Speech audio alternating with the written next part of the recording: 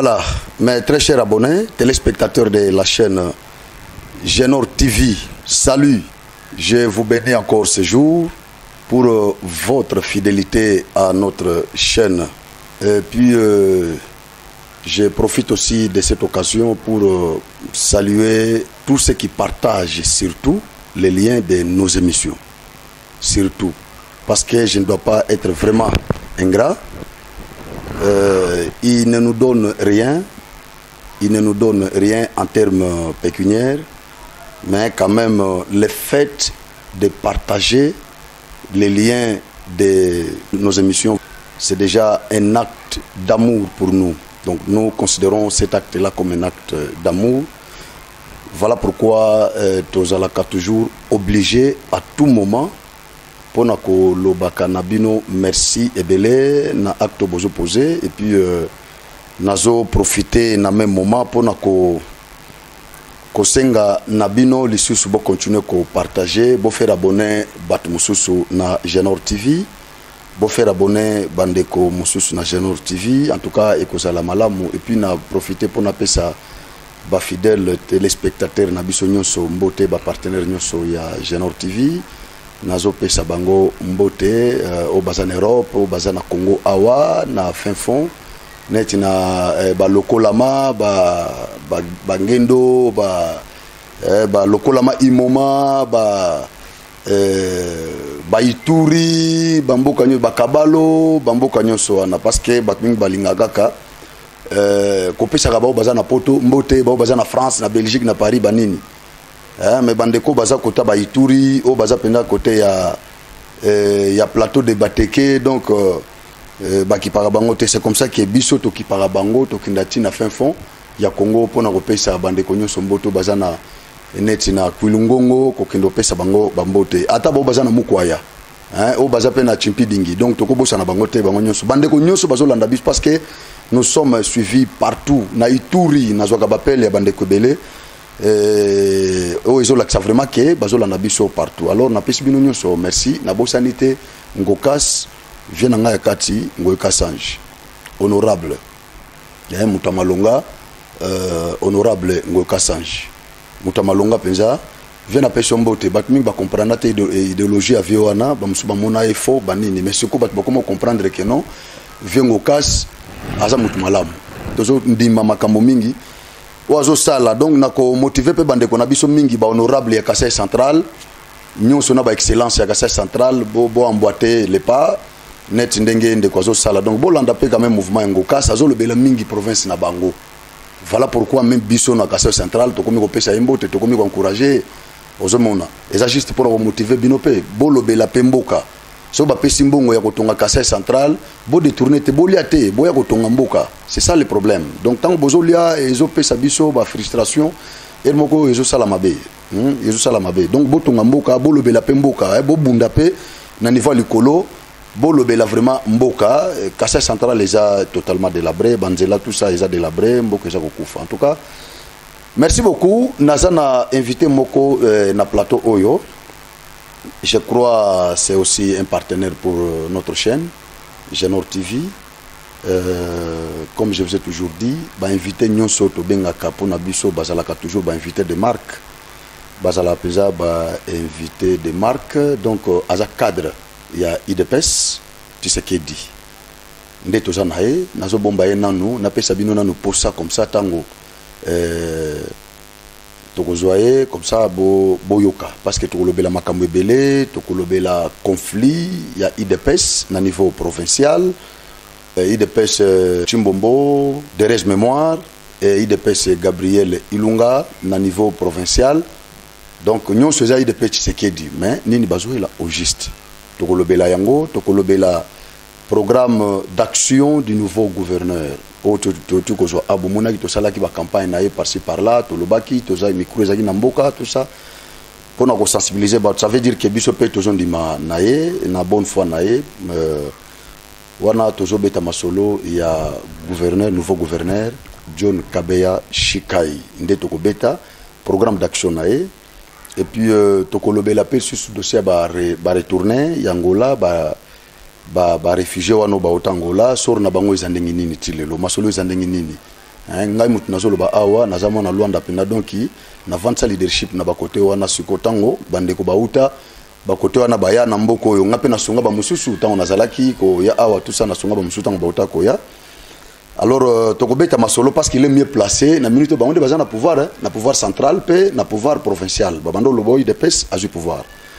Tokobeta masolo ya bilan tokolobela pe ko toko chrétien moi bilan il y a Félix puis bato bazo comparer net Pierrot Louara à comparer régime ya Félix un régime à Kabila donc tokobeta masolo parce qu'il est mieux placé tokobeta pe masolo ya courant na mai c'est-à-dire tozana na bino awa courant na mai na kananga bozo tanga makelele trop bozo tanga oh mono molobeli mboka tout ça bozo tanga makelele trop c'est quoi nazana mutu o ya bazana pouvoir nazo répéter bazana pouvoir central pe provincial et donc aza mieux placé pour na kopesa là na pokwa lelo deuxième mandat est Fachi est-ce que ça vraiment rassuré à kopesa là bambition na yepe yemoko invité na biso na 2023 bambition na yepe ezanini et puis à kolobela biso nini o Fachi asali concrètement na kananga na kotatonete na kananga qu'est-ce qu'il a fait na kananga asali nini o ya kelelo ceux qui baye la campagne awa na kombo Fachi bakotanga keno to sali bino lokotel nini bakotanga donc nde ba point auto kolobela yango na sengi soko za déjà connecté kolongwate tala na ba point nyo na to kolobela ngo po ko tuna nga question après te ono ndeni ni makambo kala mambu jo ndenge nini tout ça tozo tia pression mikolo yo yango to yambiye to beta masolo ayibisa biso plan ni bazanango na kati ya boîte il s'appelle Sylvain Mangolé. Hein, Sylvain Mangolé, beaucoup benga bandeko balbalingala Sylvain Mangolé. Sylvain Mangolé mais pour na bandeko ya Chiluba eza Sylvain Mangolé les bâtisseurs. Ndeba benga ke na Kassai central les bâtisseurs. Donc surtout neta mona muke ahibiye. Voilà pourquoi to yambiye bâtisseur bonjour. Bonjour papa Franck. Olandi présentation na biso quand même pour na bino na parti. Olandi très bien. Merci beaucoup. Boni santé na yona nous nini avant téléspectateur bien. Santé ça bien sans problème mais nzambazo batela. Voilà, c'est quoi le connait Bozo et na IDPS Chimbombo. Nini qu'est-ce qui s'est passé au juste? Bozo et la nini na IDPS Chimbombo. Pourquoi Bozo kana IDPS moko mais pour na nini na niveau provincial Bokabwani et comme Gabriel Ilunga Chimbombo. Pourquoi boko sangana te? IDPS Chimbombo existe à côté. Existe à côté. Et tu as existé peut-être. Depuis IDPS, ils allaient à IDPS Tshisekedi. À part. C'est au niveau provincial. Au niveau provincial. Ils ont IDPS, mon côté, tu as le Bengama, IDPS Chimbombo, tu as le bâtisseur. Sauf que. IDPS, il y a Bazana. Bureau na bango za kota imo. Na boulevard. Oui, je connais. En fait, c'est quoi? En fait, c'est quoi? Il faut expliquer quand même population, il y a monde mobimba va comprendre le problème qui s'est passé dans Kassai. Tant le président Jean-Marc Kabound a préféré qu'il innove. A nommé qui sur le 26 provinces a nommé un nouveau président fédéral. D'accord. Mais ce qu'on n'arrive pas à comprendre dans Kassai central, ils allaient dire que non, parmi les 26 provinces, 25 provinces et accepté décision. Les provinces Moroka Kande Boyaki qui ont accepté pour décision. Qui n'avait pas la qualité. Baloué Gazaki président Aïe et puis na statut Nabino et Zanagate. Vous savez, le président de la République, son Excellence Félix Antoine Tshilombo, il avait accepté à lui engagement à violer le texte pour sauver les partis. Donc il a violé, mais quand même, il est sincère, vous avez reconnu. Ça, c'est Nastati, ils ont la place à Haïti. Haïti, au directoire Rizali. Oui, directoire Rizali. Mais à Salaki, pour sauver parti. Pourquoi? Il avait trouvé la compétence.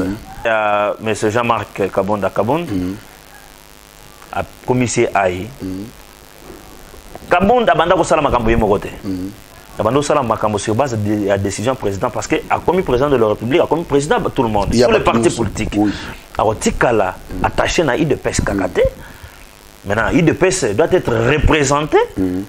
C'est pourquoi monsieur Jean-Marc Kabunda Azala Kiwana. Et tant que Jean-Marc Kabunda a pris la décision, il proposait d'abord au président de la République. Approuvé. Vous êtes sûr qu'il y a proposé président Zondima? Mais il ne peut pas décider de lui-même. Mais pourquoi lui-même? Parce qu'il va faire ça qui est mandat. Mandat, on est un mandat spécial. Mais pourquoi il y a le président Benga et le président Chimbombote, avant de le président Gabi, Jean-Marc Kabunda pour faire comprendre que la décision Kabunda. Mon frère, tous en a besoin de jeunesse et de responsabilité en Bokawa. Oui. Via sa kolaki, via Zalagi n'a défaut corporel, via Zalagi déjà à monument.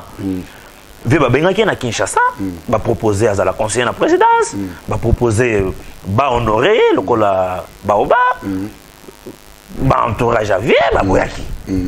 Baboyaki, bah c'est bazoko ça. Donc entourage à vie de Baboyaki. C'est ça la vraie version. Ouais. Mais viens me rendre Maki. Viens me rendre Maki. Entourage boy, alors bien sûr que kuna la personne de M. Ilunga Gabriel Bistolinga Moté. C'était ça.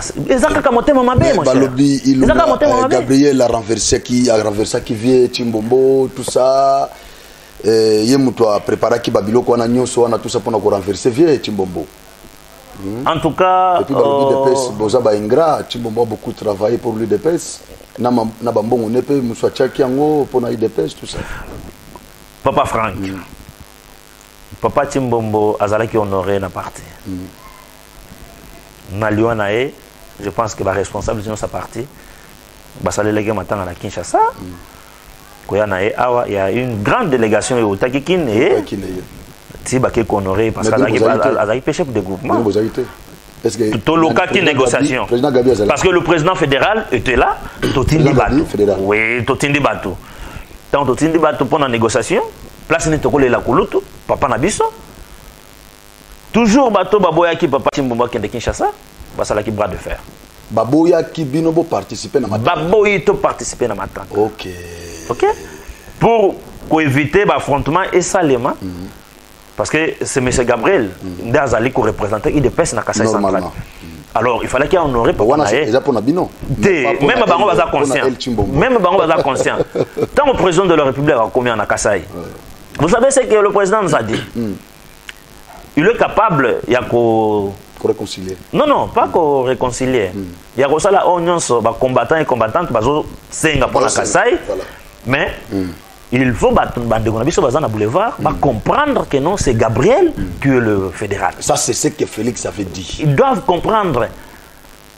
Même le transport na bango, il a recommandé, non, Bopé ça officiel. Boulevard, semer des désordre rebellés sur la ville. Tout ça, ils apprennent à monter Mamabé. Monter Mamabé, ils allaient pour la partie pour des intérêts inutiles. Partisans. Donc, Basali Koyo Kabatouazan à Kinshasa. Entre autres, madame, comment elle s'appelle encore? Comment on a eu quoi? Monsieur Kankonde. Kankonde, qui est ministre de l'Intérieur. Ah, il n'y a pas un projet dans Makambo. Effectivement. Comme ça, il dépasse le col et l'on a une famille. Il y a famille. Mais tandis que. Quand on a il y a Kassai Central. Celui-là, c'est Central. C'est quoi? Parti à la ethnicité. Parti à la coutumeté. Parti à la tribité. Parti à la nationale. National.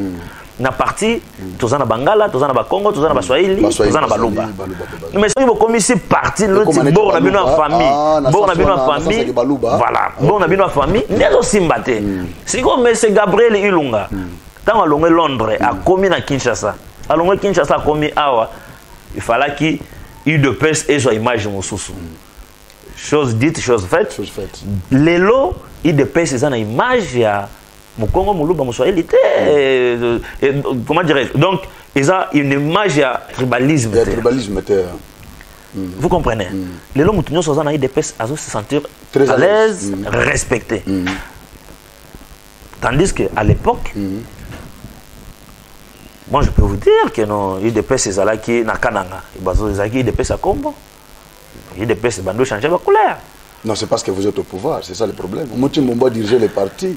Parti qui na pouvoir, qui na opposition. Combattant à changer la terre. Batunion sur Balonga IDPS. Mais moi différence les alliés. Batunion sur Balonga IDPS. Batunion sur Mona Balonga IDPS. Monsieur Franck, Batunion sur Balonga IDPS. Et Bazala va combattant. côté là IDPS pour l'intérêt pour la couverture pour bazoba mikanda ba voyager nango pour bazoba trou bazoba poste mais vrai combattant oya ba yeke non IDPS ils en habite à ko diriger mboka oyo pour nous sauver mboka oyo atikala ko longa IDPS. C'est vrai. Ouais, bon bah tibala Sami badi banga pa longwa malgré combien lié IDPS mais longwa IDPS nazongeli bato nyonso balongwa na IDPS donc bazalaki ba vrai combattant c'est bazalaki ba opportuniste ba ko luka ba opportunité nini ba koza la positionner na politique donc IDPS c'est école la formation je pense que bato nyonso bazana IDPS ko banda le fait Etienne Tshisekedi de Mulumba si le long na IDPS ce sont de vrais combattants balandaka toujours ligne à parti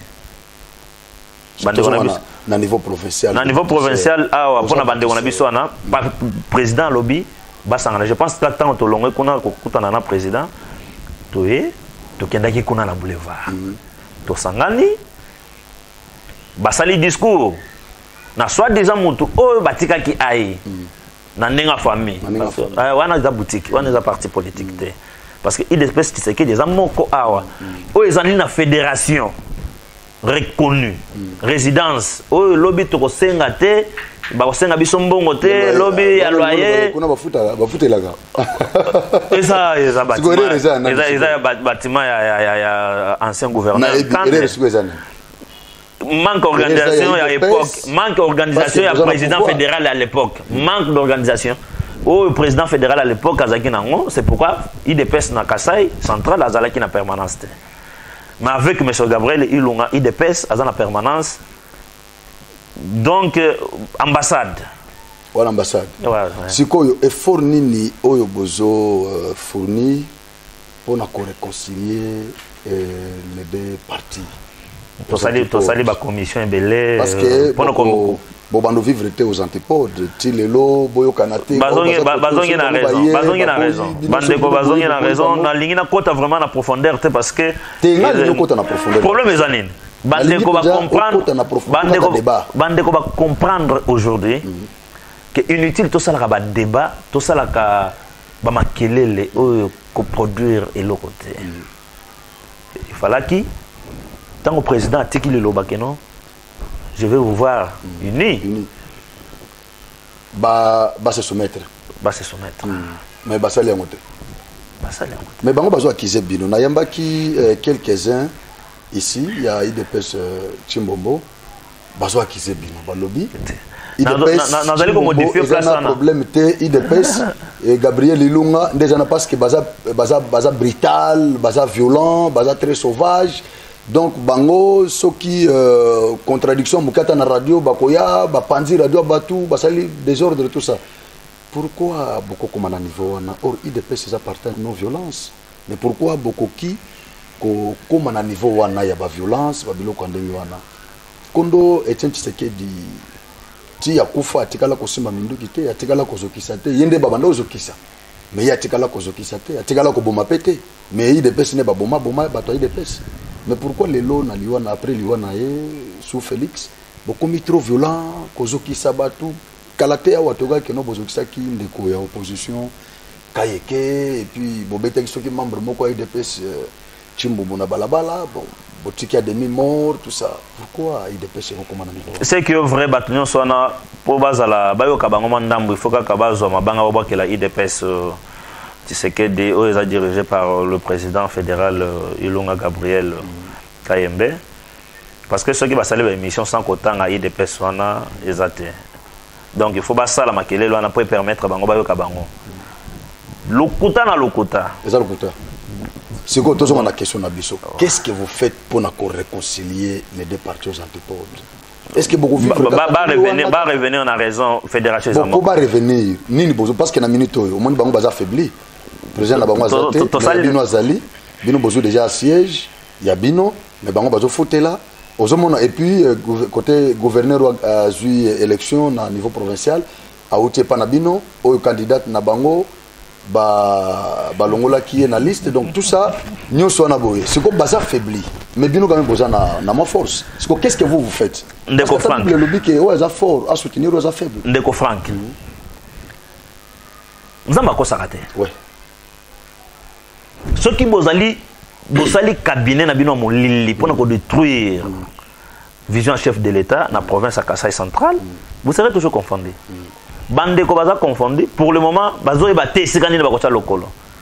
Je parle de soi-disant cadres, les soi-disant cadres wana basala qui bloquent na bango. Appuyé par madame Tchela Kamba et les autres. Vous comprenez?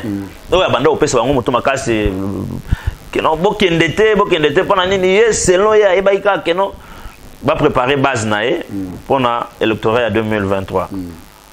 A boy ko pesa bande catholique bon revenir na raison et sa décision et outil na Kinshasa hiérarchie il faut se soumettre bokende le col de la province non a accepté décision bango ba boy et aujourd'hui voilà contraire moyen ba pour ça na exact pour la nini soni na mutema mabe bazalaki na tozana bango problème te pourquoi combattant et combattante nyonso oya banda se réunir na boulevard aya na permanence mais on lance appel na ba combattant bon ba cadre ba bunda pe pona baza ba combattante bazali question na ngamuso saboy na biso ko répondre yango nazo répondre c'est comme mutu na candidat na bino gagner pouvoir nazo le gouverneur John Kabeyachi Shekai open nazo pesa mbote a gagné pouvoir c'est quoi ba cadre ya IDPS tant pour ça le gouvernement parce que to lobby bien que ça gouvernement d'abord ya IDPS malgré ba musuba kozala tout ça est-ce que boko sangisa boko sangana pena bande ko na ba mi retrouver pena gouvernement oyo ya John Shekai est-ce que boko ça l'appel na bango ba cadre nazo bana ba cadre ba topi ba bunda na bango pour na IDPS lelo côté na bino besoin pouvoir est-ce que beaucoup faire appel na batouana baya pe ba intégrer gouvernement provincial bon dirigeant na bango ça peut être une occasion de réconciliation. John Kabeyachi Kai, l'homme selon le cœur du président de la République. Ndenge soit la David alobi voilà l'homme selon mon cœur. Pas selon le cœur du peuple. Allons-y. Par rapport à même à l'élection, effectivement, dans la quitté la ville, mais au monde qui peuple,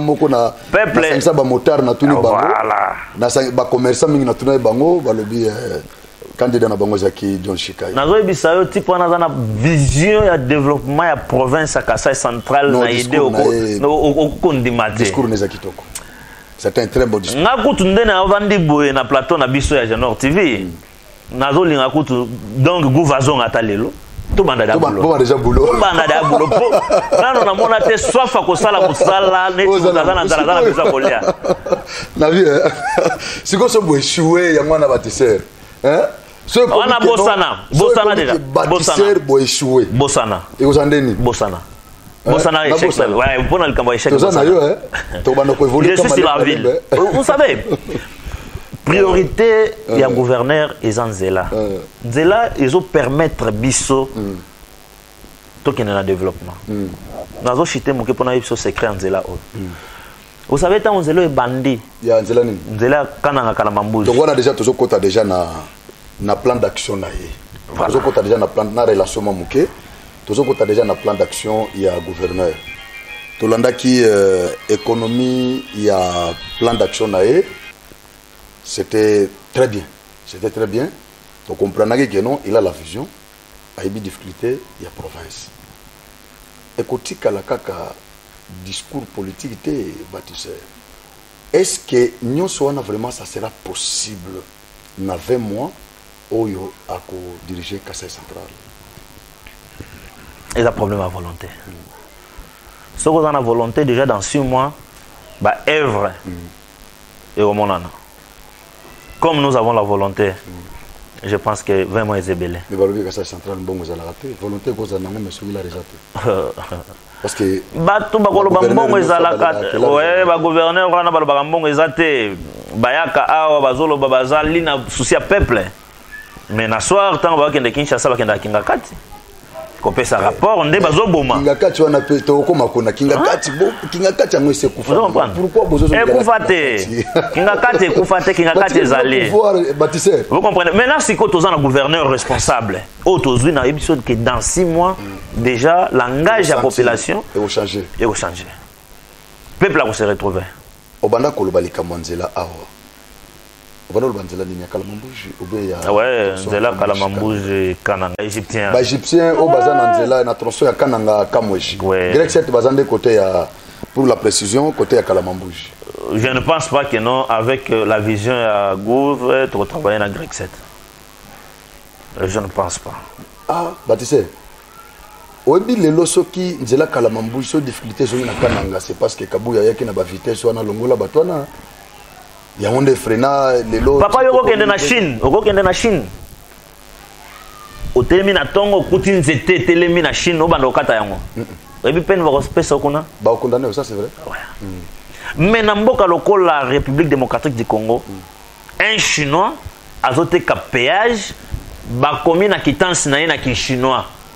Azote que la peuple congolais, peuple kassayen. Mais tant que vous avez clause ya contrat na bango. Voilà. Ba clause wana mal négocié wana ya onde toboyi. Donc bozo refaire. On doit revoir ça. Na Grec 7 ou bien na oh eza awa kutu za Grec 7 te. Oh eza ba partenaire oh bazo tiaka combat Grec 7. Oh. Les colos. Quelle révélation. Ah oui. Bâtisseur. Donc ozo lo baké. Le Grec 7 que monsieur Kanambe avait inauguré na Kinsuka.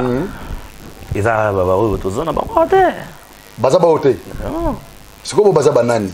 Eza ba service à traitance. Service c'est vrai. Oui. Moi au film où j'allais. Nazo bisao mais eza kopa bayet. Mais c'est pourquoi botika bango sikoti. To linga ki tolo banini. Eza ki kopa bato bando diriger avant. C'est que c'est biso que non ndenge bozo pouvoir penser lelo Grec 7 et Kolongwa film Mousse Koya pour aussi Sanjala Kalamambouji. Donc peuple a espéré pendant la population. Mon frère Grec 7 est salinine. Lelo bien qui Koufi, c'est Grec 7. Bozo sala ba caniveau sans calcul, beaucoup mi pressé, bo justifier bon boliaki, bo semi ba désordre ba kimi bandako. Na bien qui. Ba origine salami kuna, moyen tate. Na otinda cameraman na biso bakende, bazo la biso image wana. Ezakutu na bana bakufaki armi balé likolo Grec 7.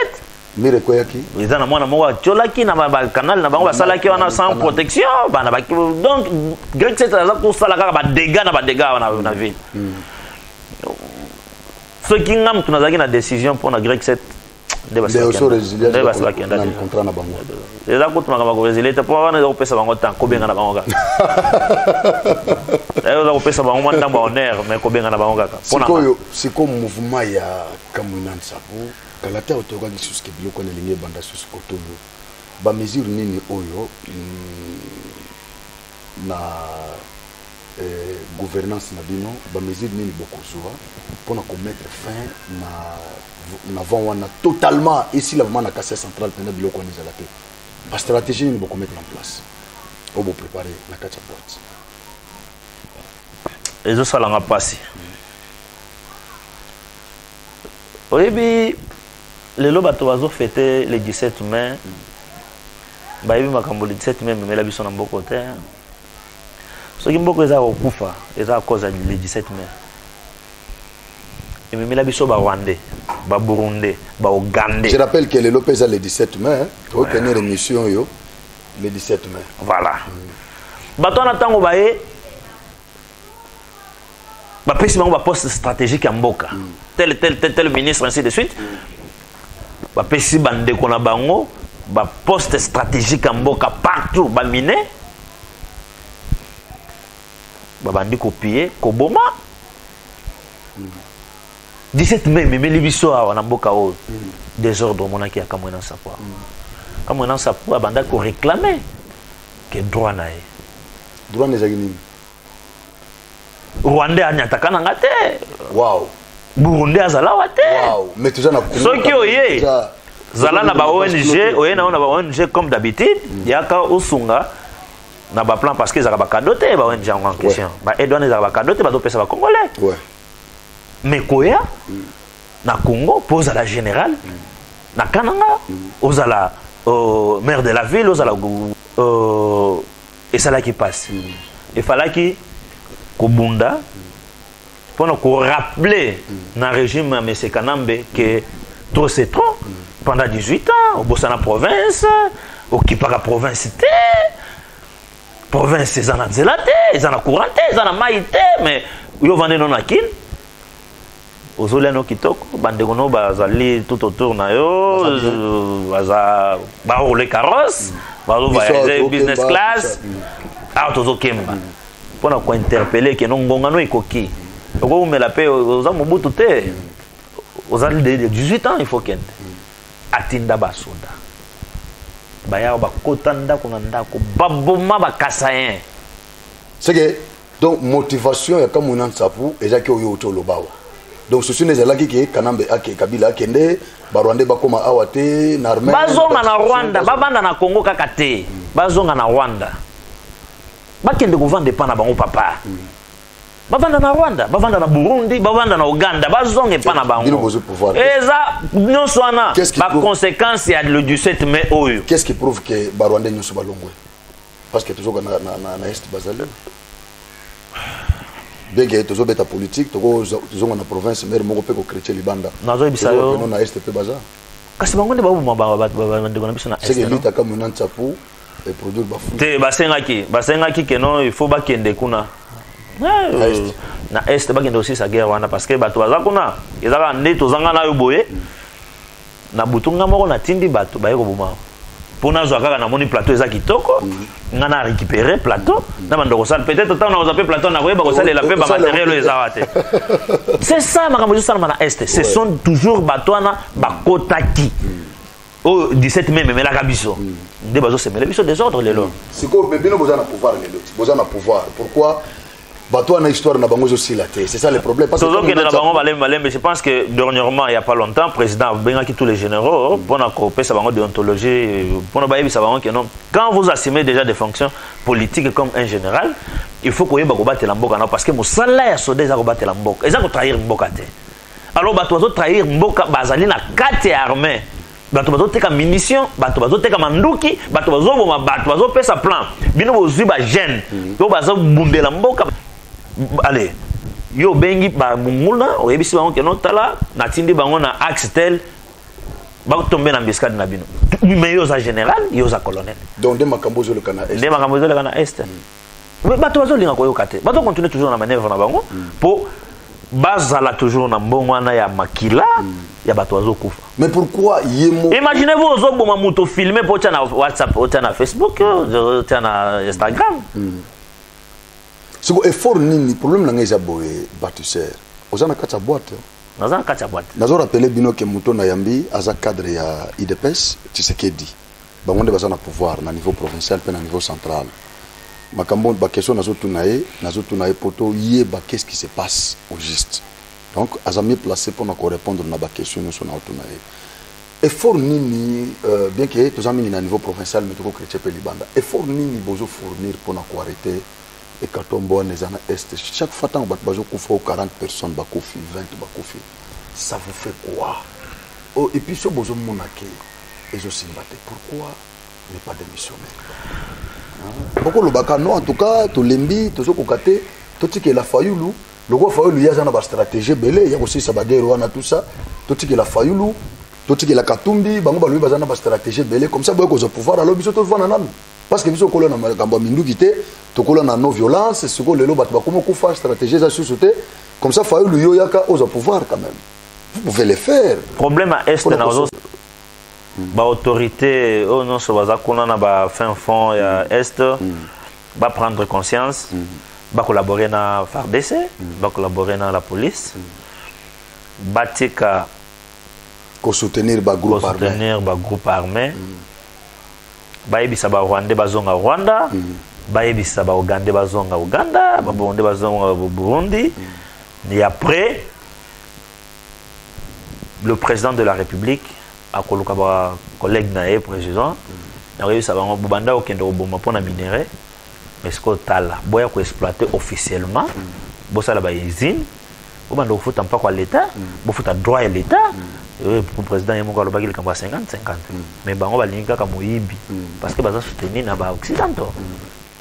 D'accord, merci beaucoup. Ce que tu as au niveau provincial ba réfugiés au Baotangola toyokaki na discours ya gouverneur atangaki bango te mususu mbonga na yamba bango trop on a sola na bango mingi tout ça badeploraki balobi mais nouveau gouverneur alobeli biso te tout ça na discours na ye toki ata place moko tatangi biso tandis que toza awa tozonyokwama na mboka oyo gouverneur oyo azalaki en place Kabuya oyo akozwa biso na Angola atika biso mais oyo azwi pouvoir azoloba ta te mpona biso sikoyo planning boza nango mpona bandeko wana bauta Angola makambo akamona nsapo. Je pense que je suis aussi victime, hein. On appelle à Kimaki Congo, on a Kendaki Angola. Ok, donc c'est que tu as moko na bango awa na plateau.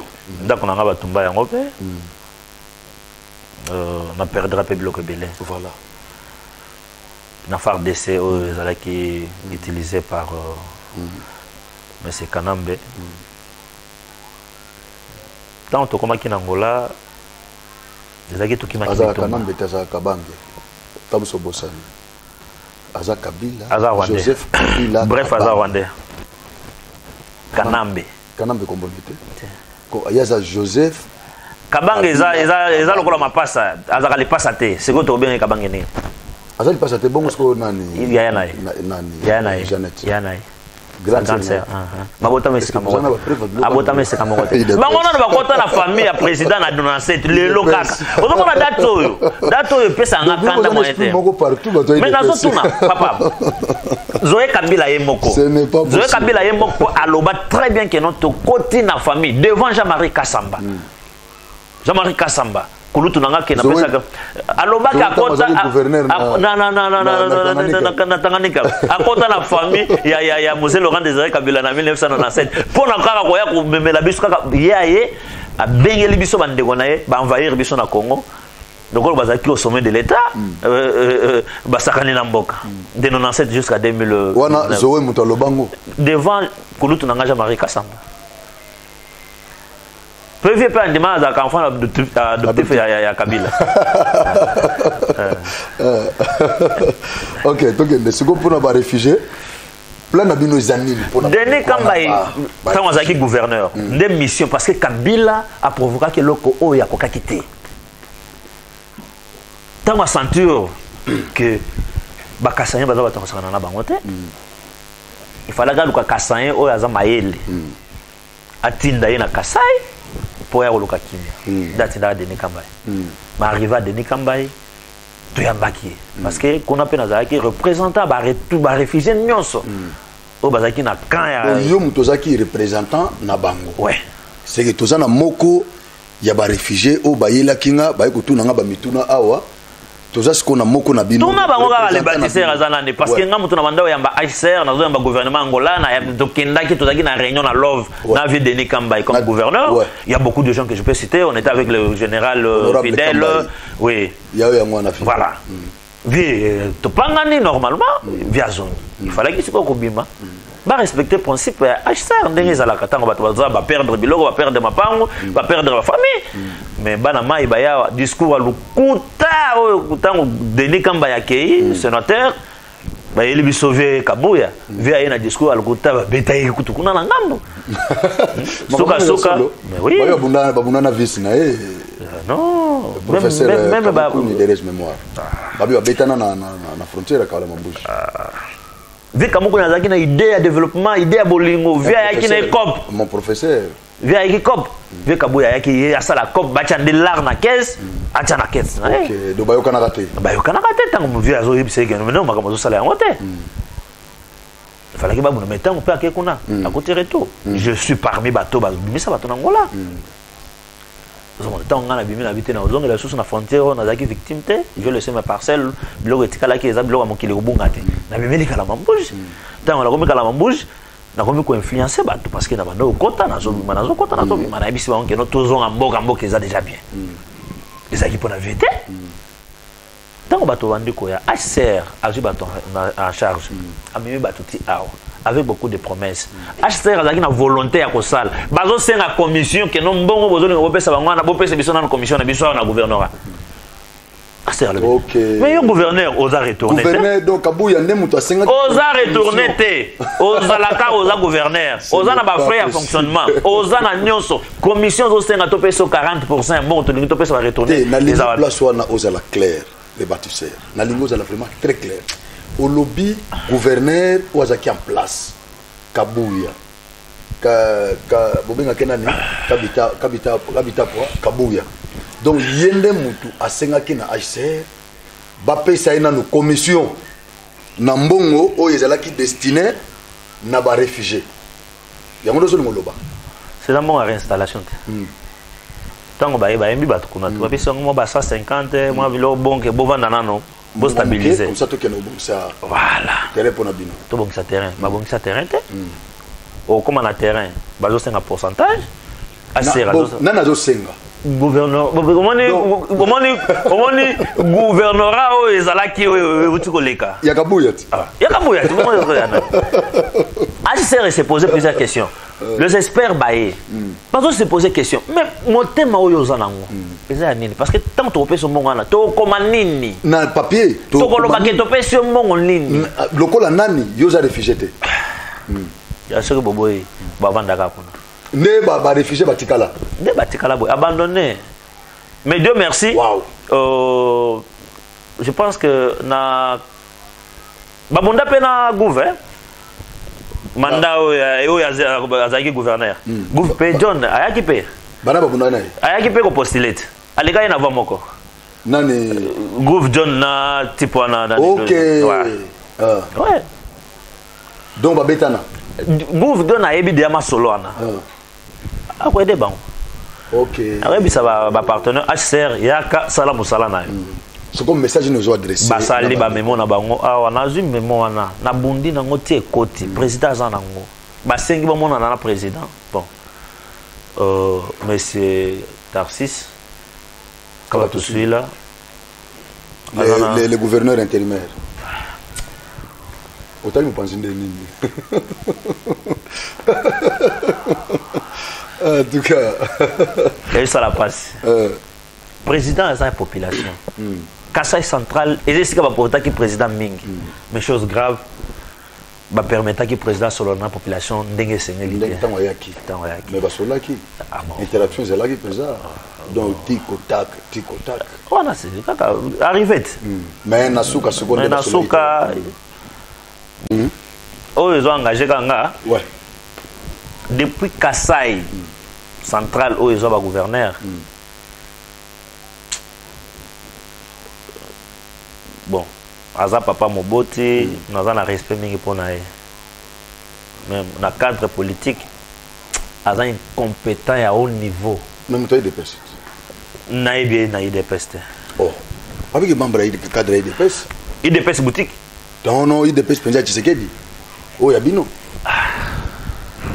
bon non na monnaie la fédération terre oh ouais donc yozolo bakeka batu suila l'actuel gouverneur non na monnaie la fédération terre atika loza la jamais na ba réunion na bino IDPS non na monnaie terre na fédération non na monnaie terre siko aza parti na habité wow na habité ça va siko pona DGRCAC balobi mbongo ezati DGRCAC tant Kabuya zoki pouvoir awa akanisaki ba mususu bazali pona ba chef ya DGRCAC mususu bakanisaki bango balobi ba détournalité tout ça production ezalaki pesa minable sikoyo pour que mbongo ekota ndenge lelo DGI na pasteur Mokadi bazo kotsa mbongo na libenga leta sikoyo na libenga ya niveau ya province ba mécanisme nini nous beaucoup mettre en place pour que de confront parce que DGI sali magie c'est magie non c'est magie c'est miracle parce que na mboka oyo nous allons jamais déjà ça l'imagité a multiplier ma réunion et prise de conscience à la kisi bateau à ibisi bango que non vous travaillez pour l'état ce que vous sala musala malam okolia pe malam kolinga ko ibate zwal mbongo o esengeli kokota na kesa l'état et kota na kesa l'état à multiplier sensibilisation tous dans la culture fiscale tout ba ko futa impôt bon ekota na kesa l'état a sali exploit depuis Kabila azwa bokonzi depuis autaki soki Tanzanie soki Rwanda exploit ningo na tikalo salema non ne salama dans 4 mois abeti 4 milliards Moi, il y a 1,5 milliard. Mozito a lobby qui coûte 2 milliards. Mozito a bagissé lobby. Mozito a zalaka gouverneur, premier ministre, papa. Mozito a zalaki premier ministre. Aye bine babanda kolia mbongo a DGI. Parce que Kanambe a zwaka mbongo a DGI a pesa jouer. A zombongo il y a permis bloc mususu ya DGRK a pesa Jeannette. A Kabola ba biloko wana. A zu ba vrai fils ya Kabila le peur. Abaki bango mopanzi. Il dépêche. Abaka bango mopanzi. Et même Kabila ba bomara dernièrement parce qu'il a banda ko réclamer ba droit papa na bango. Fatube. Voilà la marqué rouge. Azaka tachete. C'est quoi, qu'est-ce que vous faites pour na ko matisa ba recette provinciale? Ezaka simple. Je pense que non. Son Excellence, Monsieur le Gouverneur John Kabea Shikai, tant à Rokoma.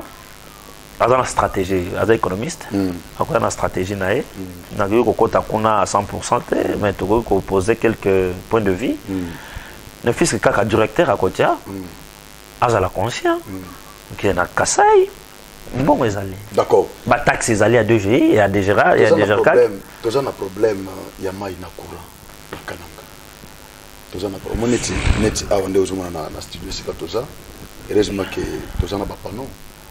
Na salaki bien pour nous recevoir papa non ngai na ba batterie pour que na contenu na courant ya signal tobe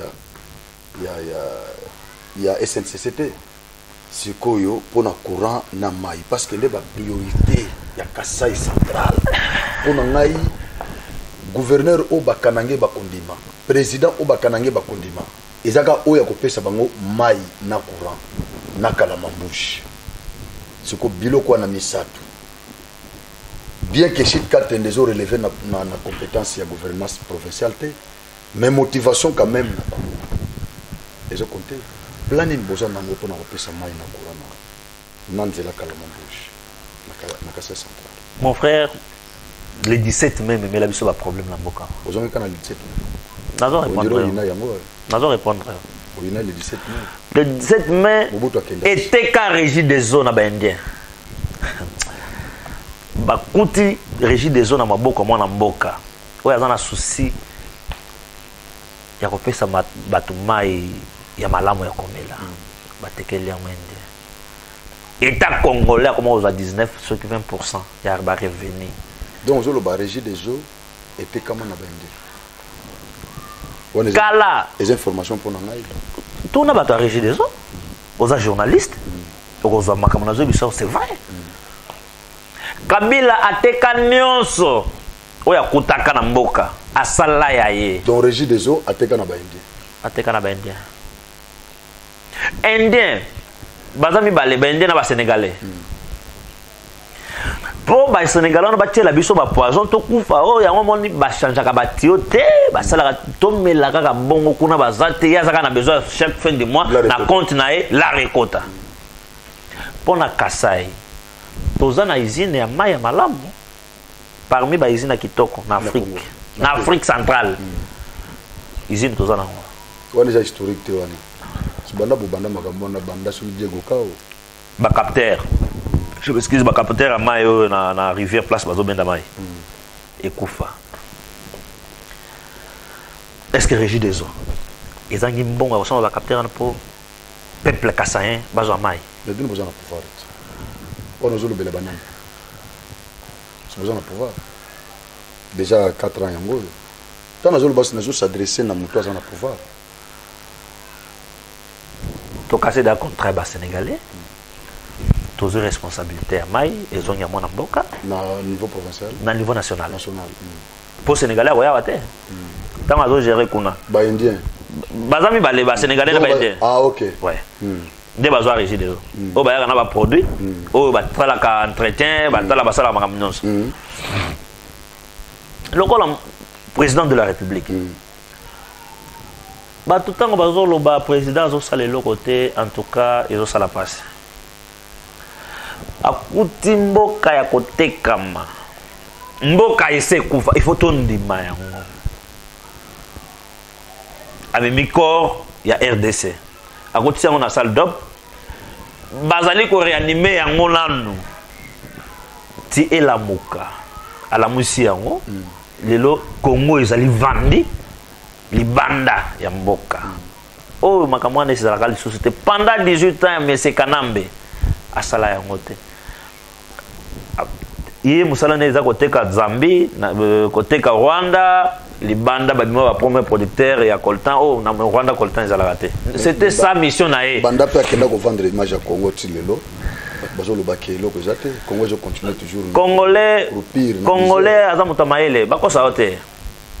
Ezaka groupe ya bato mbongo bazui pendant 18 ans il faut pas penser yango pour saluer le président de la République mais on sala non le mais qu'est-ce qu'il a fait à quel vendre le Congo les bandas avec tous ces voyages qu'il a effectué ti lelo to bandika kana o kaka pona tozana mais en avril là DG cotisé 1 milliard 500 millions mais on a déjà ba chiffre on a chiffre on a déjà toujours le bilan fatigué depuis Kabila bandaki il a eu 300 millions pour une année mais balobi ki banda ko lia bien na période ya Kabila bon moyebi vous savez écoutez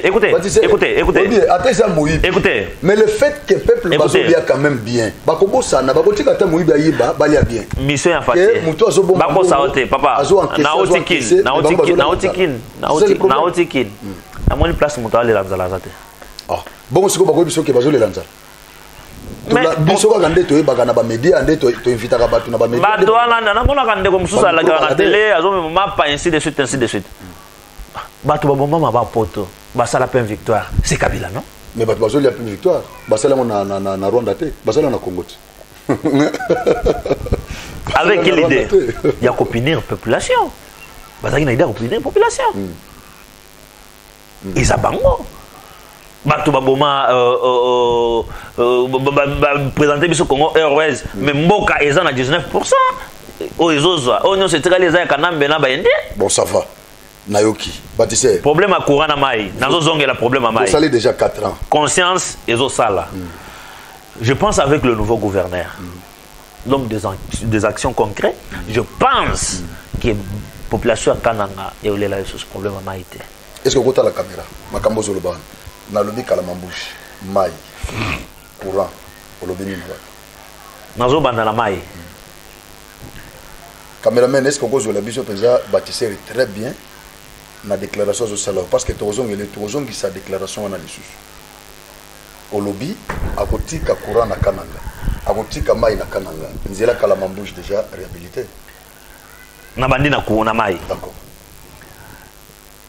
avec John Kabea Shikai comme gouverneur élu la province on fixer caméra nazo fixer caméra nazali kwasi même comme nazo loba ce qui est salamité benganga na plateau na yo poser une question boko c'est sur Kabila te na ko c'est la Kabila te courant et vous allez na Kananga oyebi madame princesse ya Lubumbashi afinga Bakasaye a minimiser a mépriser Bakasaye a mosani que courant o esali Katanga et les kana Kasaye madame Dominique Munongo a mosani que courant wana eleka na Kasaye mais Kasaye ezala pinu ya kozo courant wana te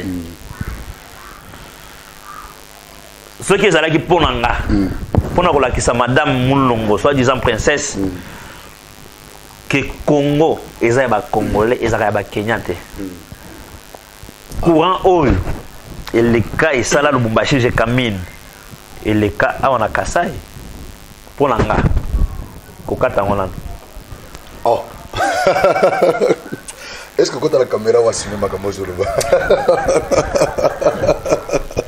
bâtisseur vous êtes vraiment intéressant ce qui Katanga est comme na molili ba bengi madame Mulongo pona nini olobaki biloko boy ko minimiser boza Katanga Katange Kasaye baza bato moko maloba pinir bango na bakatana no ce qui nga gouverneur aya bisaka ba autorité chef de l'état soit madame Mulongo lokola Katanga eza développé ba Kasaye baza na valeur konate apumbusango de inga et quoi mais la kasaya et les katé comme ça l'entreprise en est fonctionnaire comme ça à mon ndenge ba entreprise nyons minier eza kuna et salaka voilà ils ont considération peuple kassayen avec amour batika courant oyo et beta ba dessiner na ba décennie et kenda kuna et sala katanga parce que kassaye yango moko za na molili kassaye yango moko za na molili 32 ans Mobutu 18 ans ya Kanambe 3 ans ya donc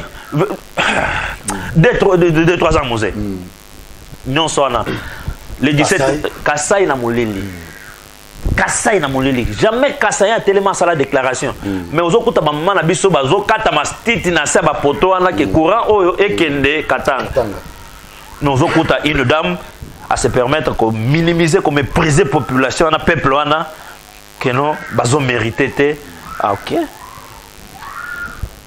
je pense que trop temps ya solo na gouv aza biso IDPS to kitsa courant ya inga to kitsa nazoloba to kitsa courant mais so bosali nengo na penza je crois en attendant shit katende et puis jour na za la penza omoni shit katende arrivé à président ah voilà ezaki na décembre ouais décembre président atindi 6 millions na bana mai o baza pemena pour ba faciliter ba matériel ezaki na Lubumbashi et comment tant président comme na shit katende atoni mais 6 millions on atindaki bosa na on no bakate na matiti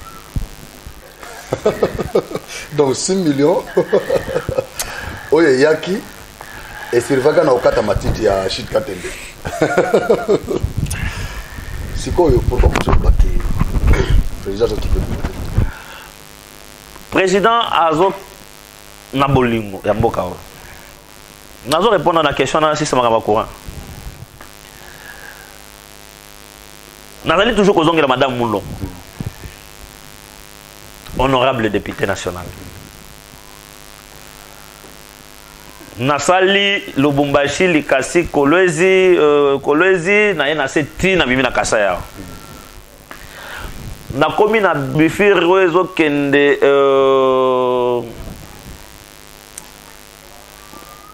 bifir wezo kende Angola eza Djilo Logar na koti courant wana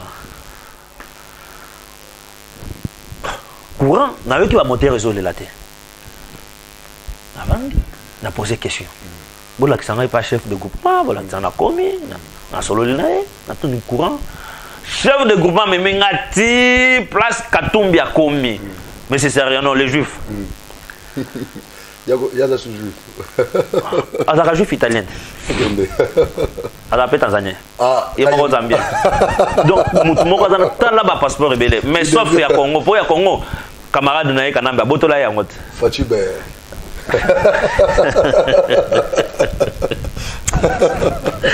en tout cas OK akoma akuta déjà bato batongi na bango tala kaka bifiro ezokende Djilo Logar eza frontière à monene ainsi de suite apesa ye na ba ingénieur alobi bomata bokitisa courant population il faut ezala na lumière na kati ya zamba je vous dis courir kotiona mboka il développer na niveau moko kondi mata na kati ya zamba pourquoi il pas na biso ba gouverneur nyos ba koza modèle wana te ya on a lobby parce que eleki awat ya on a lobby et une grande partie ya Kasai central mais madame Munongo azukaka mosala ko finga biso kuna abosani ke développement ya Katanga ça na courant eleki na Kasai to kitisango soki ba boyi oui salamaki po kende côté kama et sala boy et les kawate to kitsa courant en attendant shit katende sila mwinde pela na 2023 to 2024 en attendant des sites de secours bazo sala na tikage na nini comment la rivière encore oya tikage eza tozala non pas de Lulua rivière moko za poto ouais. Donc c'est pratiquement impossible. Tout va dans les sources dans mon l'île. Tout quitte ça courant non. Papa, province intellectuelle, province où ils ont une histoire ya mboka ya Congo. Province où na centre ya Congo, na centre ya monde. Ya monde. province. Province, mon délai est en combien à côté d'administration est ali. Aïe, que pour nous avoir autorité, il faut passer par capitale. Partout, mon délai est tambola côté à ngote. Bah, puis mais la biso courant. Tamsou, il y a un des autres salles qui vont mater. Parce que vous avez province, ils ont bassin, tout ce qu'ils ont dans la laba, ils ont awa, comme minerai. Et pourquoi vous exploitez? Vous exploitez encore les athées. 4 ans à pouvoir. 4 ans à pouvoir. C'est quoi? Vous continuez à fonder la Kabila. 4 ans à pouvoir. Bâtisseur. Tu as le pouvoir autosé. Tu as le Covid. Tu as le Mboka et Tekama. Et Koufa. Il faut que la Moussa Yango. Tu vois, en fait, Barcelone. C'est quoi? Pour le mandat, deuxième mandat, Félix. Selon au regard, il y a ma sur le salé, ma déclaration à Péro Louara, Babilo Union sur le salé, ma détournement, ma caméra, ma kangi, ma babimi, ma eteni longondo, babimi, Union Soana tout ça. Mandat, et puis na banzala oyo, na ba courant izate. Ozo mona ndengini na 2000. Nazo biso na mandat o son excellence monsieur le gouverneur Antoine Kabila Chika ya sala awa. C'est vrai. D'accord. C'est quoi pour le mandat de ce mandat? Na cité. Mais c'est Soriano. Alias Moïse Katumbi. Ah, ok. On est engagé. On a vu Azaï Moïse Katumbi charmant. Je le salue. Mais c'est Soriano, alias Moïse Katumbi. ACP là, Nanzela Kalamambou, je te remarque. Est-ce qu'il y a un pouvoir? Nasilisa. Comment vous avez tel Ndakangi Bisso? Nasilisa. FCC Nasilisa. Ilon Kambanda Salibo. Nasilisa. C'est quoi comme sur Soriano? Nasilisa. Nangam. Il fallait que Bassa Lanzela ti et ti na pont. Bisso Koto. Tout ça Lanzela a comme libre échange en Islam facilement. À bloquer. Non, tu bloqué. Le but pour l'année. L'obit. Ils ont pembeni. Ils ont la mer, ils ont pembeni. La place bloquée, ça là 45 jours, 2 mois. Ah, ils ont ça là 2 semaines, 3 semaines. Bloqué commis. Tant que commis de Luanda jusqu'à Lunda. Ils ont ça là 2 jours. Mais là, tu ça là 2 jours. Lobby. Et commis. Tout ça c'est. Mais non. Ce qui est là, il faut permettre à Kassaïen d'exploiter les minéraux et awa. Ceux qui sont déjà dans le courant, et côté de l'awa, et puis moi, on a battu un bateau et ça les nez. On a bien aussi battu. Ozobenga Soriano. Et aussi battu pour Nanini. C'est ça. Est-ce qu'il y a un pouvoir? Qu'est-ce qu'il a fait? Aussi battu parce que à ça là, la société n'a pas de transport. Et carré miné à Botola, Kassaïen, on a Kassaïen va le battre. Oui, comment il y a? Azui à exploiter. Yemoko, quand on a l'agence de transport, on a coopéré avec la Kasumbalesa, de l'autre côté. Maintenant, le mouvement migratoire, il faut ça la même parce que les importateurs et belés, ce sont des Kassaïens. Bilo quand on est bandolé que là, qu'on a diminué, mais bateau belé va faire la mise, nous allons aux alarmes, nous allons pousser. La politique na bango le ko la bango bazo beta libanda na bato badinga Congo te ba financer pour battre le misana. Mais Félix c'est ça na pouvoir ngana ozo la kuna parce que bozo continuer kaka ono Kabila ono nani FCC o Lukamba esiko komi papa komi nani papa o soki to umeli na mboka o to zaka na bateau de pêche te na mboka o to umela bateau de pêche za la raté fatia e to komi dana moko mi balé ko ya mi sa to. Mais pourquoi nous allons zaka continuer? Mais c'est là te papa pourquoi ba Thompson baba nana no ko pe ba Thompson tango toke pona ko za ba Thompson no ba tokenda ki to kuti Kabila kuna a financer ba bateau de pêche nyonso ba usine nyonso pona biloko na e bâtisseur ndé makambo ngana ba contrat ya signaki ba bloc ba contrat ya signaki il faut to renouveler ba contrat il faut avoir de personnes responsables auto ko renouveler ba contrat aux affaires. Kabila Zali Banda, il est déjà. Alingi bolingo bazana bolingo congolais. Pourquoi Bozaka Kabila a fait? Kabila a bloqué. Kabila bloqué sur ma bambis. Bino mo bozali programme na bino. Kabila zana pouvoir te. Comment est-ce que le président ko collaborer na homologue n'était ya pays wana ya Zambie ya Namibie? Ada commerçant te? Homologue est-ce que makamno c'est est-ce que oyebi tâche à président? la constitution et puis ça, ils ont la responsabilité au président à quoi c'est mais le président il y a deux gens habilités au Bako Sala Mosalawana. Et ça va marcher à signer pendant 18 ans. Bah il y a déjà qu'il y a un bango. C'est pour ça là que non Makambo Simbaté n'a pas programme à chef de l'État. Il faut renforcer. Mais avant de bloquer, il faut la déjà renseigner.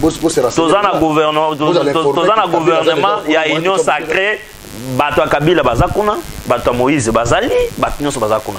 Alors bato Makambo Thompson on déjà qui après union sacrée ça sous gouvernement ya ba warrior.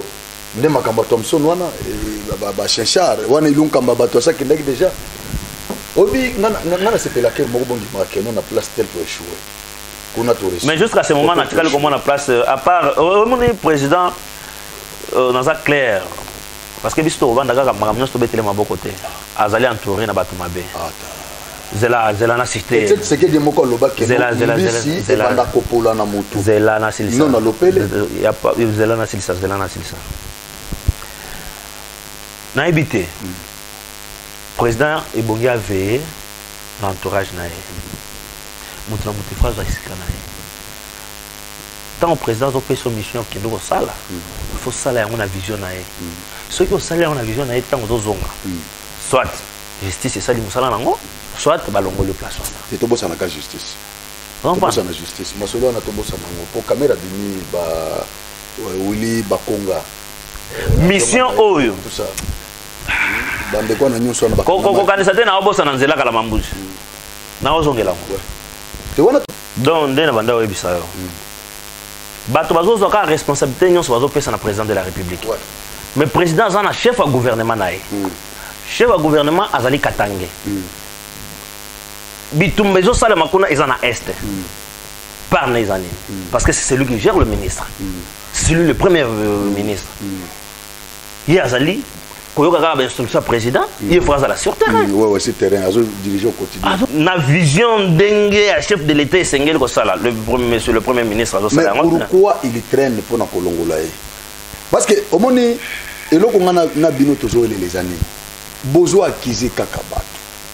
Oh ezaki FCC, Kabila Lungo et après ono ensemble ya Moïse Katumbi et comme siko sama lukonde oh yazana bino. Donc je me suis dit que beaucoup qui Kabouya. Oui, vous allez se plaindre. Non, mais ça va plaindre. Non. Vous allez interpeller conscience du peuple congolais. Pour Baïeba, parce que tant qu'on va décider, on va kozwama. Déjà pour nabisoter.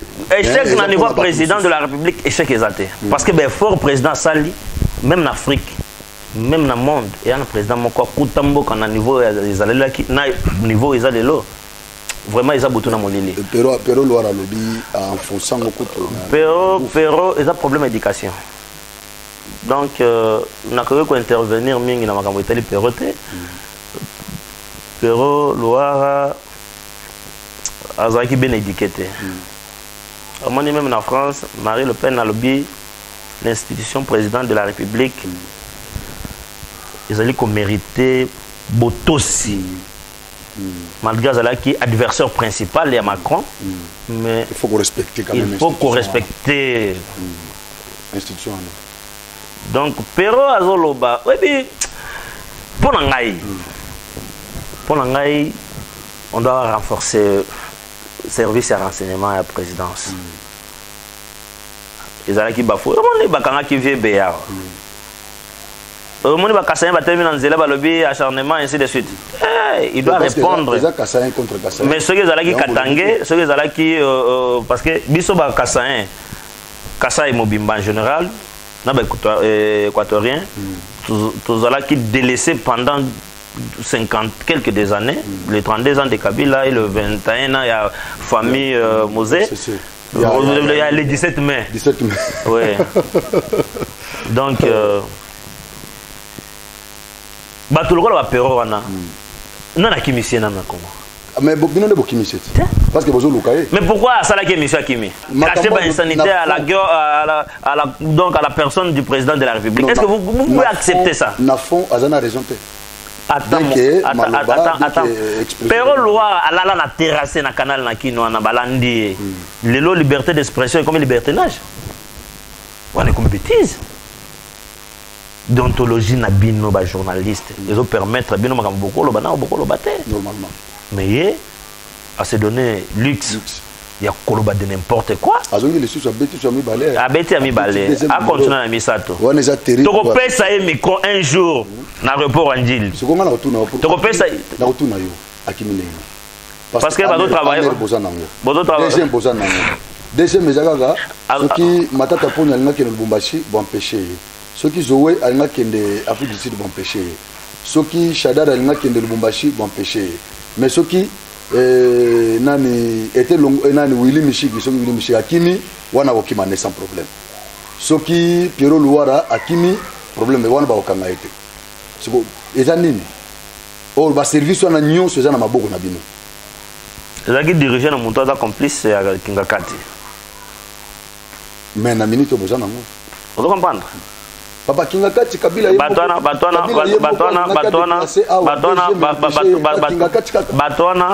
Batwana basalaka déjà comment dirais-je na ko benga institution na bango ya ba mafia.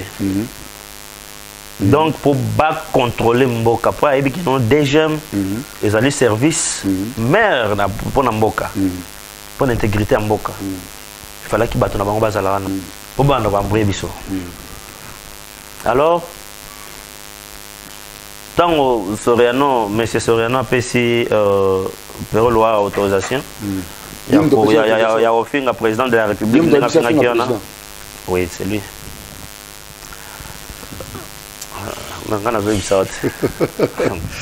Fatih Béton. Sinon, Fatih Béton. Parce que je suis de l'IDPS, mais je parle de faits normaux. Donc, quand on a vu ça, Bongo. Donc, on a salué au président de la République. Oui. Ça va, ok. Il peut me ici. Donc, Katumbi Azana DGM, Katumbi Azana ANER, Katumbi Nemto dirigé dans la police. Azana Batunae. Batunyon so Zomana Namboka, Bazana Bolingo Congo développé. Basé Belé. Mais aussi là. Parce que le président a un deuxième mandat. Oui, tout le monde a le deuxième mandat. Est-ce qu'ils ont vraiment rassuré 100%. Qu'est-ce qui prouve? Parce que. Azana adversaire, partout aux Bazolela.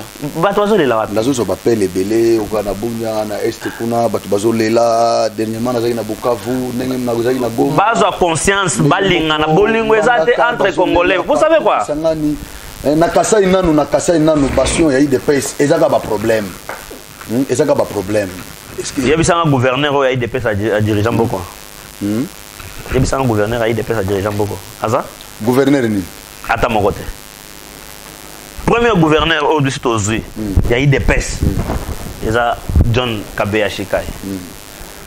Kasaya, on l'a ajouté. Et c'est lui? Kasaya, on l'a Nzela. Kasaya, on l'a Maï. Kasaya, on l'a courant. On a une question, Moko. Naza, on peut couper sa réponse. Bon, question on a retourné. Naza responsable la question en athée. Population Naza responsable la question. Bandeko yo lobby, Nazaki na bandeko Moko. Bagi kota la ngai. Pour déplorer le comportement il y a président de la République baza bandeko ya awa ya Kasai central balobi ba projet belé président Tindango na Kasai oriental lokola ya zamuto ya Mbujimai pour bien dire baza muto Mbujimai ba projet belé ekikuna bazo tonga aéroport moderne kuna international batonga sur port moko kuna bato ezolongwa Kiniti ilebo et que Mbujimai bazo tonga ba école hôpital moko ya kitoko moderne bazo tonga kuna mo ba projet za kuna belé bazo tonga nzela ezolongwa Mbujimai ti Bukavu Mbujimai ti Kamina tandis que moi tronçon kako ya Kalamambuji nanu basilicité ya Kananga kamushi nanu silicité donc Mbujimai ezana ba projet ebelé moko kuta lobi nanga lobi période de Covid. Période de Covid, Kananga ezaki déjà na baka ya Covid, Mbujimai ezaki na baka Covidité. Un da salaki don ya laboratoire mibale, etani longondo azumoko atini na Mbandaka, Félix azomususu atini na Mbujimai tandis que Mbujimai na ezaki na kambo kwa Covid té, mais Kananga ezaki na ka Covid. Alors bato wana bandeko wana balobi na ngai makambo ebele basengi nga balobi jour okoyambela biso mutu ya IDPS otunela biso question wana epa na ye a répondre biso pourquoi tribalisme wana ezali donc Félix alakisi bango ke aza ndeko na bango te ndenge bando tuta tolo bazokotela IDPS sikoyo Tshekapa kananga eza laissé pour compte baprojet minene nyonso ezokende na Mbuji-Mayi yozoloba nini répondre na bango ko répondre na te non, on peut savoir raison, non, on peut savoir torté. On peut savoir raison, on peut savoir torté. Si vous battez dans la katikati. Nous allons interpeller la conscience na bango. Bazan a raison. Vous avez raison. Bazan ni na raison ni na tort. Les allées observation na bango. Voilà. Au balobeli que non président a s'occuper beaucoup plus na côté Kasaï oriental que Kasaï occidental. Kasaï central. Voilà. Tandis que tout en général bongo. Bande kona bango ya Kasaï central. Vrai ou faux président bimisa mbongo pour le développement ya Cap province. Wana zotu na bango. Na tuni bango. Bazonga lisusu ba ko yebisa vrai ou faux na programme à 100 jours président abimisa mbongo pour na nzela ya kala Mbuji kananga. Otuna bande kona vrai ou faux matériel somamaka. Président a yebisa ka bato SNCC batinda matériel wana pona shit katende. Vrai ou faux? Tant le président a commis à la première dame, bakendaki na hôpital général, babongisi hôpital général, batindi ba matériel. Bande kona biso o bazwa ki responsabilité kozwa ba fond wana pona wa sala misala na Kasaï central, bazalaki na motema mabe. C'est pourquoi président, il faut avoir à l'issue na jeunesse. Jeunesse ya Kasaï central bazali outil parmi ba question na autour na yo répondre na bandeko yo ya Kasaï ya bandeko balobi problème à tribalisme au sein ya deux Kasaï na au Italie président de la République je dis non mettons ba projet mingi bandeko ba projet non soit na ba projet mon frère mais kuna 14 millions qui mon frère on a ba projet au Italie non ils ont mangé de 6 millions, de 14 millions, de 12 millions, de 32 millions, de beaucoup d'argent. Bah ça les côté. Bah ça les côté. Tozali na union sacrée. Tozali na union sacrée. Et répondre na bande kwana, nazo répondre bande kwana. Papa. Biloko ndenge wana. Balobio nazo pesa exemple. Balobio Vital aliaki mbongo à 100 jours. Te John Tumba. On a qu'elle est tout droit. John Ntumba, il y a qui bon à 100 jours, ou est-ce destiné à. Tant qu'on a bon à 100 jours, on a Zalaki. Mais Balobi. Tant qu'on fait bon à est-ce que John Ntumba Zalaki nani? Azaki Balobi, Azaki na kati, Azaki ministre oui. Azaki ministre nini? Azaki ministre, il y a plein ceux qui a plein sur ministre nini je crois. Même bon autant que Bimaki parce que Azaki directeur de cabinet, Muto à Kabola Kimbongo, Azaki directeur de cabinet, Azaki chef na INC. Mais tant bon Bimi, lui était là. C'est comme ça que Bayokanaki na chef na Babino par ya Kasaï, John Ntumba Zoye Mtozo représentait Kasaï. Et ils étaient même aux antipodes de na gouverneur Kabouya Wazaki sur place parce que le gouverneur le dit il y a tekala comme on a mbongote. Mbongo na batonga mo marché moko na katoka, bachama ba linéaire mike et puis bayo comme on a ndeko na zana sima ya John Kabeya nde bazoloba. Ça ce n'est pas moi, c'est la population qui dit. Et on a kolinga au répondre bateau bazolo babiloko wana nyuso. Tozali na union sacrée. Na union sacrée tous en ANC, tous en ensemble, tous en parti politique et bien. Donc normalement na Kasaï na biso tous en opposition té. Mais local la union sacrée est à l'icolo. Ceux qui membres de la union sacrée tant au salaire qui dit na libosa seni pour nous réclamer gouverneur et asika. Tous en na bande de union sacrée doit soutenir biso. Biso IDPS. Et cela n'empêche que non. Tu as INC. INC et à soutenir candidat à IDPS, ils ont pécheté. Ça va, je crois Boyoki. Bino Bandeko. Mais nous allons serrer Bangoke. Na union sacrée autozali lelo. Tosala nzela kala Mbuji kananga. Munkamba to kotana na ndeko na biso l'excellence gouverneur Mathias Azakuna. Ndoi na bino. Tosangani bandoi bakaka bakaka to sangisa pe makaka na biso na to beta yango liaison ko sala mariage à kitoko nzele ko zala. Donc tu peux faire mbujima et kalama mbujima journée moko. Tu peux faire kananga lomami sankuru ma journée moko. C'est possible parce que ba gouverneur to zana bango bazana volontaire ko sala yango. Ouais, bazana volonté. Ça va. Pour la réponse il y a John Ntumba ou azana sima John Kabeya, je crois boyoki réponse na ye. Baza bango nyonso na union sacrée. Et puis preuve moko tikala kozala te que John Ntumba aiba a détourné mbongo pour na koloba bien a détourné mbongo il y a 100 jours parce que tout le monde qui ba benga qui est et pas procureur et puis batika qui est. Et donc toko landa o bat bazolo baté to landa ndia justice parce que soki ezaki ndenge wana. Pourquoi chef ne Kamere basambisa ki ba condamné mais yé muto azaki na sima Kamere batika ye. C'est que pour ngai nazomona ndire yo moko mi pesi déjà réponse. On a répondre da bande ko wana makambo uti ko loba siko. Non na lobaki yango mais on ça déjà analyse d'abord il fallait que ute pas na yo nanu. Il fallait que ute pas na yo donc les a vérité. Siko yo pour na ba jeune ya kananga parce que toujours que déjà cochité na émission na biso pour na ba jeune ya kananga. Na yembaka bango. Na yembaka ba jeune et puis na motivaka bango parce que nazo préparer émission moko na président ya ba jeune ya kananga. Nazo Zelayo, tout ça l'émission, avant nous gouverneur Abanda Moussala. Bolo Bapé, ba desiderata, obino besoin nango tout ça. Et ça la tête que notamment ko échoué, ou échoué qui biso ba jeune, tout ça ina quantité. Programme ni besoin nango pour na ba jeune ya Kananga. Ngana osenga, nazo senga na gouverneur na biso ya Sika, son excellence John Kabeya Shikai.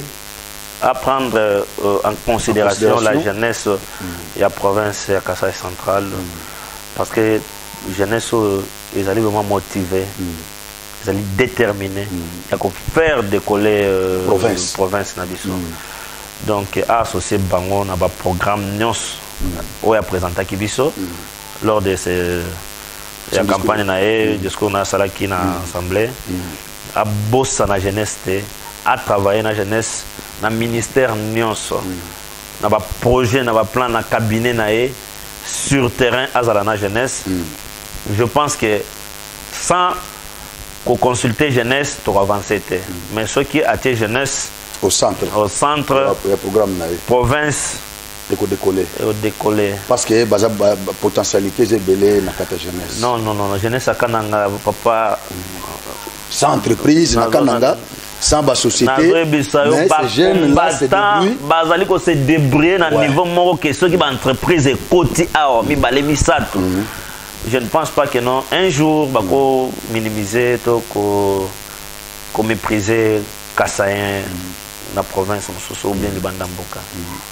D'accord. Na toutes nos questions mi balé ya suka. Beaucoup zali selon yo programme non a 2023 années. Yomoko Nandu, bâtisseur Mangolé. En 2023, programme nous amis. Nzamba Ebi.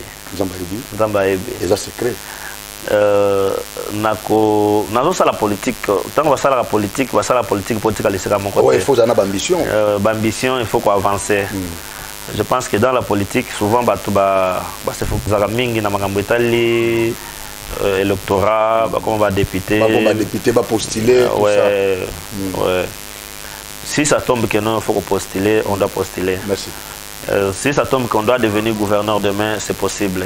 Et pourquoi pas devenir aussi président de la République? Parce que celui qui est là, il est en train de préparer aussi la jeunesse pour remplacer au sein de la partie. Je pense que l'obit aux autres entités pour avancer. D'accord. Merci. C'est quoi question nanga Yasuka? Les abos.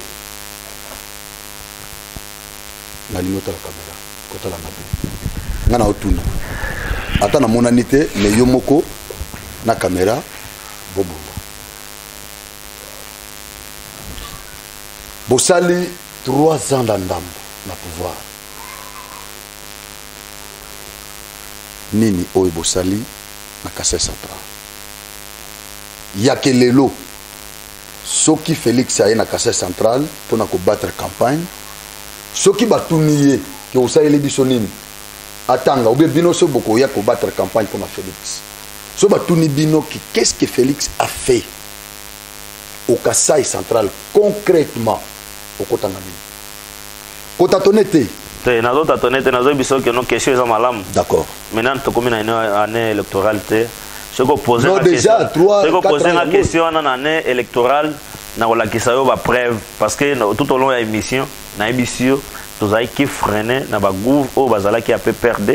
C'est pourquoi balinga Kasaï développé pour président de la République azan a discours pour la province nae. Mais cette fois-ci, tous un gouverneur à Kasaï, il y a un saint, il y a IDPS, Penavision, président de la République. Dans 6 mois, nous avons une émission posée la question. Bon, on a 3 ans, 3 ans, nous bossali. On a un discours, il y a campagne. Mais on a 3 ans, on a bilan, il y a président au niveau provincial. Parce que ça va sur naïe. Ce que dans le Bumbashi, bako biso que non, batongi banzela, nzela ya kolongo le Bumbashi ti nani frontière na bango ya Kasumbalesa, ils qui délabré sous Fachi, babongi sango, ba voies urbaines, ba réhabilité yango. Mais na niveau provincial, concrètement, il y a un projet en cours. Dans 3 ans, nini oyo déjà Félix Assassin na Kasaï central. On a pas sur réponse à la question. On reposait toujours la même question. Mais nazolinga na 3 ans. On a le discours ya campagne. Mais on a zoloba. Il y a on a zoloba. Combien de écoles loba to? Zela batongi ba école belé. Zela. Bon banzela. Bogotonga hôpital. Il faut d'abord au moins tant que président le même makambo ya éducation na biso ezanase, les gens ont mal interprété ça. Effectivement. Batunion so bazo chama kelele na ba télévision ainsi de suite bana na bango batanga na poto mais sur l'éducation za kilikolo pourquoi pas bana na bango bakiko tanga na poto faut bataki sa bango ozo mona na régime mobimba Kabila aboma éducation mobimba pour jeunesse ndé il fallait qu'il remplacer fallait que boma jeunesse ayela biso kuluna parce que balo bongo te mais pour na Kasaï central je pense que na repère réponse président atinda kimbongo atinda ki ba projet nous sommes télévision parce que bateau na bazaki na souci que président dans un discours mais Dieu merci tous un gouverneur responsable ce qu'on ozolo bakene bozo gouverneur o ya IDPS bateau na bakolia sumbo te bao balia kiwana parce qu'on dit qui a Bibouara bao balia kiwana sous le leadership ya Gouvernement Kabeya Shikai bateau na bakoy basute ba oui bandene d'ailleurs yemoko mutu alingaka buzo bate yemo mutu azana mingi kolobate musala okoyi bambongo ndenge nini parce que nous na discours na salaki a tant solo la kina ba cadre ezala ya union sacrée ezala de pes alors ça qui appelle déjà la conscience en mutu na mutu tant ozolo ka poste tant et sourire et que non ozi poste tango kota maele mbongo te ta maela musala parce qu'il faut ba preuve tous on a besoin ba physique ba preuve palpable tous on a besoin histoire te je pense que moi j'ai besoin de soutien. D'accord, ça va. To komi na suka. Sikoyo tozo sur sa émission oyo. O répondre na kaka. Matuni o répondre. Olobi nanga ke avant beaucoup mana non, olobi nanga dans 6 mois. Donc bon c'est la mission de la Kalamambouche. Vrai ou faux? Vrai. Olobi nanga ke dans 6 mois tokozwa courant na Kananga. Vrai ou faux? Vrai. Dans 6 mois. Courant est chute katendete. Non, yo répondre na. Na nazali ko proposer zela na place wana te. Zela na place wana. Vrai ou faux? Na lobby pour ngana dans 6 mois tokozwa courant inga wezo leka et bandana no ko alimenter Kananga. Si on a lobby. Vrai ou faux? Vrai. Dans 6 mois. En attendant chute katende tokozala na courant. Vrai ou faux? Olobi nanga ya wake nzela ya Kamwesh. Kananga, tronçon wana, et cause la réhabilité dans 6 mois. Vrai. Vrai ou faux, Obengi Katumbi Soriano? Eza kombonaye. Vrai ou faux, Obengi Kabila Kanambe? Kombonaye. Eza kombonaye. Apolite Kanambe. Vrai ou faux, Olobi Nabiso ke Katumbi Ndemuto azo bloqué bino pour bosser santé la Kanambe? Ah ouais, vrai. C'est quoi ce qui est bloqué? Bon, aussi, ça on est. Tout est débloqué déjà. Vous débloquez déjà. Okay. Ça va, merci beaucoup. Topé Sibino, merci. En tout cas, tu as commis Nasuka, il y a émission. Tu as yamba kipo nabino bâtisseur aza cadre ya IDPS na niveau provincial nazoloba bien IDPS Tshisekedi elle Gabriel malgré que bango bazoloba elle muso ezalaka te mais réalité eza na terrain ezolakisa keba elle jamais bino ba journaliste nde boza la base ya ko créer ba confusion non mais bino moko nde bozoloba ngo parce que na mbaki bango balobi ke bango baza elle ya Timbombo te IDPS elle Timbombo ezalaka te tozala na IDPS Tshisekedi point barre. Voilà ça va na limi loko lobi d'accord on est engagé kayo moko. Est-ce que vous avez dit que vous avez dit que solo? Problème est ça. Vous avez dit bon, vous avez dit que plateau. Non. Vous avez dit que monsieur Sili, très bien. Bango papa koya na plateau ba koloba. Banda na plateau na ngai batu na bino bazali banda te bazela banda. Ah non, non. Non rassurez ngai. Qui bezali. Qui bezali. En tout cas, voilà, tu as mai pour na bino bâtisseur aza ndenga lobby awa pour na za cadre IDPS tout ça. Je crois à Peseli na émission il y a Tolobela na plateau il y a Geno TV voix Ezaki Andekonabino Franco Osvaldo na sima ya ba caméra muto chapeauté lelo ezalaki Stani topesi directeur na biso ya programme merci beaucoup pour la organisation et planification ya makambo nyonso Mbuta Chimini les grands sages topesi bino merci bo partager ba émission so bozana ba question bokotu na ngai te so bozana ba question botinda ba question na numéro o bozomona na nina biso botinda yango comme ça tokobenga ili susu akwa ko répondre na ba question na bino c'est normal botinda ba question na bino nyonso mais ko finga nde eza mabe bo finga te na ba commentaire te talaye alobi bo tout ça kosi azoko sala kabila non ko finga te ya lobby toza na démocratie ngai na jouer rôle na ngai ya kutuna ba question ya jouer rôle na ya ko répondre ce qui ba question botuna ce que un argument contraire comment yango problème exacté au contredire makambo lobby mais ko kendete ko attaquer oh non yo journaliste yo zakabiliste tout ça non non zakabiliste te ye aza Tshisekediste ngai naza na naître na tuni ba question en tout cas to pesi bino merci bo partager ba lien nzambe apambola bino est-ce que toko pesa na mbote quand même merci beaucoup merci nzamba apambola biso apambola pe voilà merci tout le monde a pone école voilà je pense que non Kasai et j'ai vraiment chance à décoller. Et le connaît le bana population centrale Kasai. Bapé ça a confiance na Gouv. Oui, bango ba voter. Retour na awa misale zobanda. Et bango ba komona kana na biso ko misalité lelo o banda obenga ville propre, ville historique et zozonga na histoire nango. Mais tant que tu as le pouvoir, tu as Geno TV quand même. Geno TV Bundi. D'ailleurs, nous avons félicité dans le niveau province, dans côté organisation Kitoko, dans côté plateau Ezabien. Vous avez encouragé. Merci beaucoup, merci beaucoup. Merci. Vous avez mérité l'encouragement. Merci beaucoup, merci Mongolais. D'accord.